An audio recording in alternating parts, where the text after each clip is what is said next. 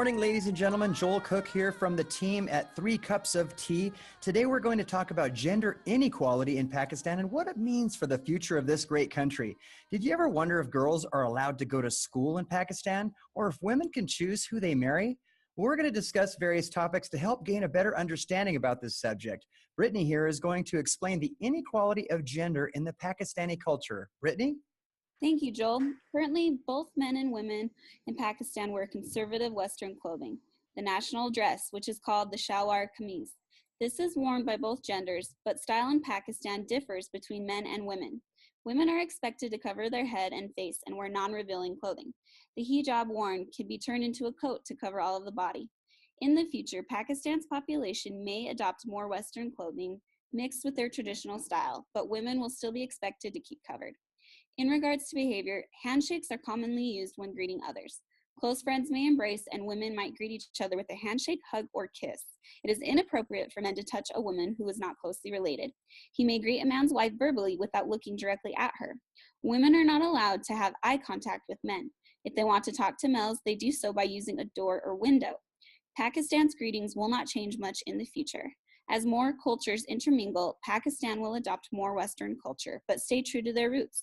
Now, Pilar is going to explain about gender inequality in education and how this can affect the future of Pakistan. Pilar? Thank you, Brittany. The gap of education inequality between boys and girls is massive. Most girls in Pakistan don't know how to read or write. There are various reasons, including gender discrimination, early marriage, pregnancy, and physical and mental violence against girls within and outside of schools. Most people invest in their sons' education rather than their daughters. In their culture, women are made to clean, cook, have children, and serve their husbands. Without education, women and girls in Pakistan cannot claim their economic, political, social, and spiritual rights. Education is the only way to help and protect their human rights. Malala, a Pakistani girl that was shot by the Taliban, is now an activist. She helps with her organization to educate children, especially girls. She is changing the mentality of the Pakistani people. The future is just right in education for Pakistan. Now, Douglas is going to explain about gender inequality in family and how this can affect the society of Pakistan. Douglas? Thank you, Pilar. Pakistan is a patriarchal society where men are the primary authority figures and women are subordinate. The Child Marriages Restraint Act makes it illegal for girls under the age of 16 to be married, but instances of child marriages are still commonly found in rural areas. The young girls are often forcibly married off in order to resolve the feuds between different clans.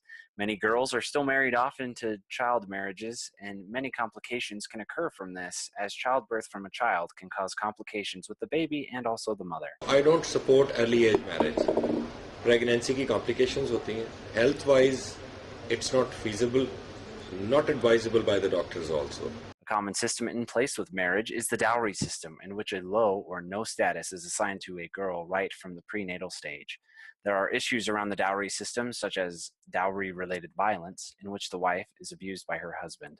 Before the marriage, the groom will make heavy financial demands on the bride's family as a condition of marrying their daughter. Now we move to gender equality in the workplace. As for gender inequality in the workplace, there are a couple of main points. First, answering the general question of what kind of work can women have in Pakistan. It seems that Pakistani women are starting to participate in all sorts of jobs, such as airline stewardesses, bankers, and are even being sought out by other companies. The main problem women face in the workplace is harassment. Numbers range from 70 to 90% of women that are harassed either physically, emotionally, or sexually, either at the workplace or in between home and the workplace. Simple steps are being taken to better the situation, such as the Protection Against Harassment of Women at the Workplace bill. But even with these steps being taken, Pakistan has a long way to go before gender equality is truly found in the workplace. Now Joel is going to explain about gender inequality in politics and how this can affect the leadership in the future of Pakistan. Thank you, Douglas. It'd sure be great to see them chip away at those problems in the workplace. And when it comes to politics in Pakistan, women face enormous challenges in terms of voting and getting out to run for office. Literacy rates, and that's how many women can read and write, hover around 50%, depending on the region, and dip below 25% in rural Balochistan. Hostile conditions in the polling places where women have turned up in higher numbers have had all kinds of impact. Like in 2008, there were several polling places torched, and women were told to turn around because it's too vulgar for them to vote. In 2013, not that long ago, leaflets were distributed stating women participating in democracy by voting is un-Islamic. Now, that's not enough. Pakistani women also have mobility issues, which means they can't go out into public without a male counterpart, which impacts their ability to run for office or even just get out and vote. Imagine asking your friends, your peers, a little trivia question.